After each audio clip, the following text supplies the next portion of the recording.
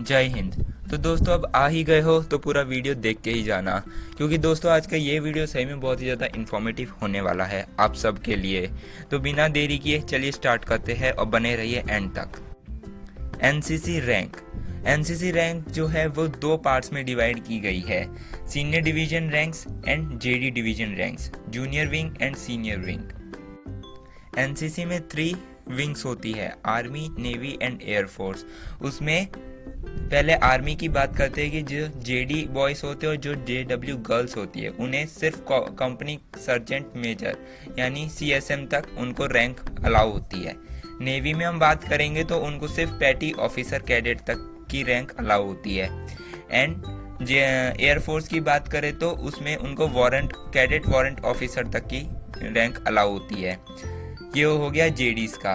अभी एसडीज का, तो एसडी में सबसे पहले कैडेट बनते हैं, उसके बाद आर्मी में सीएसएम के बाद वाली रैंक उनको लागू होती है, नेवी में पैटी ऑफिसर कैडेट के बाद वाली रैंक लागू होती है और एयरफोर्स में कैडेट वारंट ऑफिसर के बाद वाली रैंक उनको अलाउ होती है। अभी ये इक्विवेलेंट रैंक्स है जेडी और जेडब्ल्यू की, आर्मी विंग, नेवी विंग और एयर विंग। सबसे पहले सबके सब कैडेट रहते हैं, उसके बाद लांस कॉर्पोरल, वही नेवी में आ जाएगा कैडेट क्लास 2, वही एयर विंग में आ जाएगा लीडिंग फ्लाइट कैडेट। फिर वैसे ही corporal cadet class 1 corporal, sergeant leader cadet sergeant, CQMS यानी company quarter master sergeant, petty officer sergeant major, warrant officer. ये इक्विवेलेंट रैंक्स है। इक्विवेलेंट यानी कि अगर जो बंदा आर्मी में सर्जेंट है वही नेवी में बंदा लीडर कैडेट कहलाएगा और वही एयर विंग में बंदा सर्जेंट कहलाएगा। अब बढ़ते हैं एसडी और एसडब्ल्यू की ओर। तो यहाँ पे आर्मी विंग में सबसे पहले कैडेट होते हैं सबके सब, उसके बाद उनको कैडेट अंडर ऑफिसर की रैंक मिलती है, वहीं नेवी में उनको जूनियर कैडेट कैप्टन की रैंक मिलती है और एयर विंग में कैडेट अंडर ऑफिसर। फिर सबसे हाईएस्ट रैंक भी कहलाती है ये सीनियर अंडर ऑफिसर, जो आर्मी विंग में कहलाते हैं। नेवी विंग में सीनियर कैडेट कैप्टन और एयर विंग में सीनियर अंडर ऑफिसर। और ये सारी की सारी है इक्विवेलेंट रैंक्स हर एक विंग की, army wing, navy wing, air force wing. ये आपको डिसेंडिंग ऑर्डर फॉर्मेट में दिख रही है, यानी कि सबसे पहला जो है वो सबसे हाईएस्ट रैंक है और सबसे नीचे वाली है वो सबसे लोएस्ट रैंक है। सबसे ऊपर वाली है एसयूओ यानी सबसे हाईएस्ट रैंक वाली है।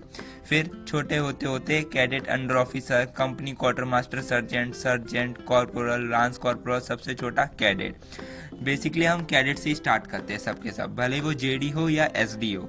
जब भी कोई बंदा एनसीसी ऑर्गेनाइजेशन ज्वाइन करता है, एक ऑर्डिनरी स्टूडेंट जो एनसीसी ज्वाइन करता है वो कैडेट कहलाता है। तो कैडेट एक रैंक होती है जो हमें दी नहीं जाती, वो ऑटोमेटिकली हमें मिल जाती है। इसको हम शॉर्ट फॉर्म में CDT भी कहते हैं। भले वो कोई भी विंग हो या कोई भी स्कूल या कॉलेज हो, जब भी एनसीसी का हमारा फर्स्ट ईयर होता है तो हम कैडेट ही कहलाते हैं। अब मैं आपको एलिजिबिलिटीज और रैंक्स के बारे में बता देता हूँ सारी की सारी। चलिए स्टार्ट करते हैं और जो इक्विवेलेंट रैंक्स है उनका सबका मैं बताता हूँ। ये इक्विवेलेंट रैंक्स है तीनों विंग्स की, आर्मी, नेवी, एयरफोर्स। कैडेट के बाद वाली लांस कॉर्पोरल, कैडेट क्लास 2 और लीडिंग फ्लाइट कैडेट। इसकी एलिजिबिलिटी ये होती है कि जो बंदा होता है उसको कम से कम 3 महीने एनसीसी की ट्रेनिंग लेनी होनी चाहिए और उसकी मिनिमम अटेंडेंस 75% होनी चाहिए और उसे drill test, map reading test and field craft test और इसके अलावा भी कुछ एलिजिबिलिटी होती है, वो सब आपको पास करनी होती है। लांस कॉर्पोरल को LCPL भी कहते हैं शॉर्ट फॉर्म। फिर इसके बाद वाली रैंक आती है, इससे थोड़ी सी ऊपर हम चलते हैं, कॉर्पोरल। आर्मी में कॉर्पोरल कहेंगे, नेवी में कैडेट क्लास 1, एयरफोर्स में कॉर्पोरल।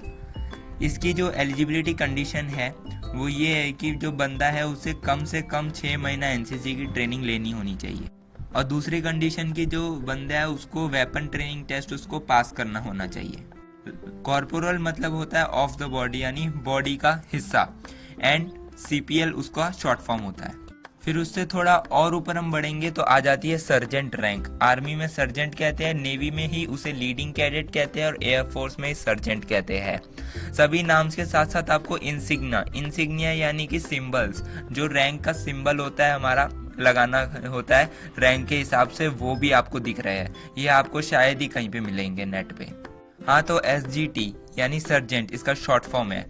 इसको पाने की एलिजिबिलिटी है कि सबसे पहला तो जो कैडेट होता है वो उसको सेकेंड ईयर में होना ज़रूरी होता है।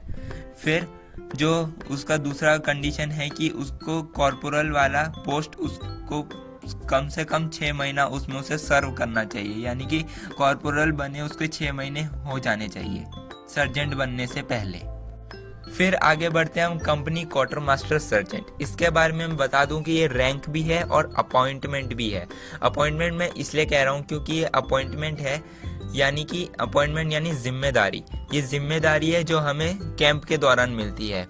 कैंप में कुछ जिम्मेदारियां होती हैं, जैसे किसी कंपनी को लीड करना या कुछ काम दिया जाता है उसमें हमें बंदों को लीड करना, तो वैसी कोई जिम्मेदारी दी जाती है उसमें हमें ये रैंक मिलती है। तो आर्मी में बन जाता है company quarter master sergeant, navy में कहलाएगा पेटी ऑफिसर सर्जेंट मेजर, एयरफोर्स में कहलाएगा वारंट ऑफिसर। तो ये हमें सिर्फ और सिर्फ कैंप के दौरान ही मिलती है ये रैंक। इसीलिए इसकी एलिजिबिलिटी सेम वही है सर्जेंट वाली की, जो कॉर्पोरल वाली पोजीशन 6 महीने तक होल्ड होनी चाहिए, यानी कि आपको 6 महीने तक कॉर्पोरल के तौर पे आपको सर्व करना चाहिए। और सेकेंडली आपको सेकेंड ईयर का कैडेट होना चाहिए। CQMS इसका शॉर्ट फॉर्म है और बहुत लोगों को ये CQMS की पोस्ट को लेके जो डाउट रहता है वो आज इस वीडियो से क्लियर हो गया होगा। थोड़ा और ऊपर बढ़ते हैं, कैडेट अंडर ऑफिसर या फिर इसे कोई जूनियर अंडर ऑफिसर भी कहते हैं, यानी कि CUO या JUO। नेवी में इसको कहेंगे जूनियर कैडेट कैप्टन, एयरफोर्स में ये कहलाता है कैडेट अंडर ऑफिसर। ये SDs की रैंक है। जब आप कॉलेज में आते हो तब आप SD बन जाते हो, जब आप स्कूल में होते हो तो आप JD रहते हो, ठीक है। तो SDs में ये रैंक मिलती है और इसकी जो एलिजिबिलिटी है वो होती है कि 6 महीने तक आपको सर्जेंट की पोस्ट आपको होल्ड करनी चाहिए, यानी कि आपको इससे पहले सर्जेंट बना होना चाहिए।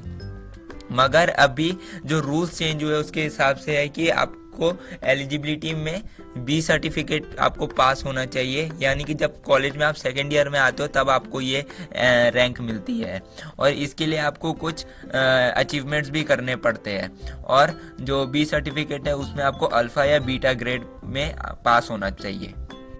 फिर सबसे और थोड़ा ऊपर बढ़ते हैं, वो है सबसे लास्ट रैंक जो आती है वो होती है आर्मी में सीनियर अंडर ऑफिसर, और नेवी में होती है सीनियर कैडेट कैप्टन, एयरफोर्स में होती है सीनियर जूनियर ऑफिसर। कहा जाता है कि जो SUO बन जाता है वो बटालियन में सबको कंट्रोल कर सकता है, ANO को भी, PI स्टाफ को भी। वो सिर्फ ऐसा कहा जाता है, मगर एक्चुअली होता है कि रहता वो ANO और PI स्टाफ के अंडर में ही है, मगर जो SUO होता है वो अपनी कंपनी का लीडर बन जाता है। SUO में आपने 2 रैंक देखी होंगी, एक गोल्डन रैंक भी देखी होगी और ब्लैक रैंक भी देखी होगी। इन दोनों का डिफरेंस भी मैं आपको आगे इस वीडियो में बताऊंगा, तो बने रहिए।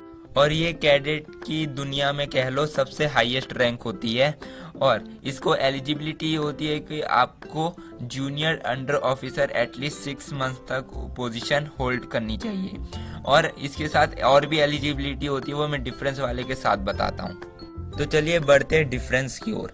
अब देखो, ये गोल्डन कलर वाली रैंक दिख रही है और ये ब्लैक कलर वाली रैंक दिख रही है, यही 2 आपने बेसिकली देखी होंगी। तो गोल्डन वाले को गोल्डन SUO भी कहते हैं, यानी GSUO या GJUO भी कहते हैं, या गोल्डन सर्जेंट भी कहते हैं। ये आपको तब मिलती है, इसके साथ एलिजिबिलिटी ये भी है कि अगर किसी बंदे ने अपने डायरेक्टरेट को नेशनल लेवल कैंप्स में, जैसे कि RDC हो गया, AITC हो गया, TSC हो गया या YP हो गया, ऐसे में, या फिर किसी ने OTA कैंप कर लिया या ALC कर लिया, एडवांस लीडरशिप कैंप कर लिया, या बेसिक सा कोई नेशनल कैंप भी कर लिया, तो आपको ये रैंक मिलती है। गोल्डन रैंक तब मिलेगी जब आप नेशनल लेवल पे कुछ करोगे, ठीक है। और जो ब्लैक वाली रैंक है वो आपको तब मिलेगी जब आपने एलिजिबिलिटी के तौर पे सारी की सारी पूरी कर ली है टर्म्स एंड कंडीशन, मगर आपने कोई भी नेशनल कैंप अटेंड नहीं किया, तो आपको ब्लैक कलर की रैंक मिलती है SUO में। और अगर आपने नेशनल लेवल पे किया है, आपने कोई प्रसिद्धि वाला काम कुछ किया है, तो जैसे वही नेशनल कैंप वगैरह हो गया, तो आपको गोल्डन रैंक मिलती है। ठीक है। और ये 2 रैंक होती है। तो आई होप कि आपको डिफरेंस पता चल गया होगा दोनों के रैंक के कलर के बीच का, आपने हर जगह देखा होगा। और आपको एलिजिबिलिटी भी पता चल गई है कि क्या करने पे गोल्डन मिलता है और क्या करने पे ब्लैक मिलता है।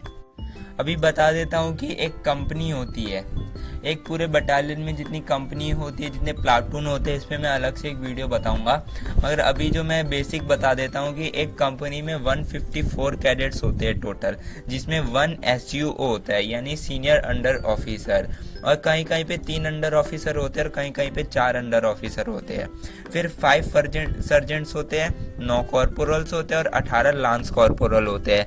और अगर 4 अंडर ऑफिसर है तो बचे हुए 117 कैडेट्स होते हैं। और अगर 3 अंडर ऑफिसर है तो बचे हुए 118 कैडेट्स होते हैं।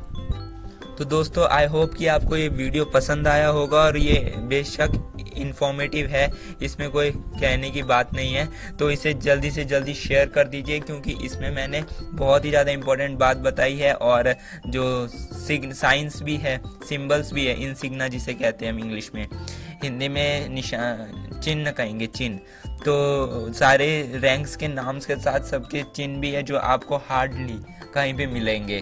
तो ये वीडियो बहुत ही ज़्यादा ज़रूरी है, जल्दी से जल्दी शेयर कर दीजिए और सब्सक्राइब कर दीजिए मेरे इस चैनल को, ताकि आगे अगली मेरी जो वीडियो है सबसे पहले आप तक पहुंचे बिना किसी देरी के। और अपना इतना कीमती वक्त देकर मेरे इस वीडियो को पूरा देखने के लिए धन्यवाद। जय हिंद।